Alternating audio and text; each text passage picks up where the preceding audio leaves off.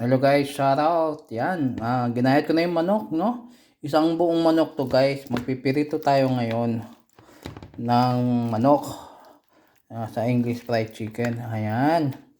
So guys, ang ingredients ko simple lang. Ayan, asin, paminta, tapos bawang, at katapos harina. Naubusan kasi ako ng fish sauce saka kalamansi. Kaya tingnan natin guys kung anong resulta nito. Anong lasa nito. Alright, so ilagay na natin ng isang buo. Kasi mainit na yung kala natin. Ayan. So, sarap no.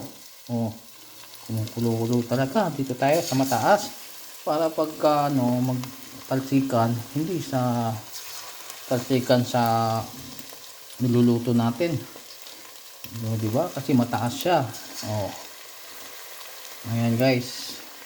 So kahit nakakamay tayo, gumagamit tayo ng gloves. Ayan, tingnan natin mamaya-maya. Alright. Okay guys, after 3 minutes, babalik rin na natin yung manok. Ayan, iba ng kulay niya guys. Oh.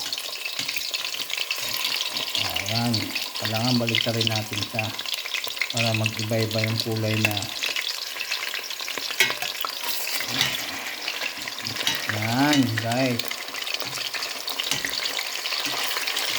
Okay, tapos hintay lang natin ulit ng 3 minutes. Ganyan lang guys ang pagluluto. Gumamit kayo ng malaking kaldero para ang mantika guys hindi tatalsik dito sa ating lutuan. Dito lang. Alright guys, maraming salamat sa iyong pagpunta sa aking video. Thank you so much. Ito ang fried chicken ni ako, si Marvin. Oy, meron pang natitira. Ayan o. Kaya hindi ko na ito tatapusin. Hanggang dito na lamang. No? Salamat sa inyong pagtamsak. Yan.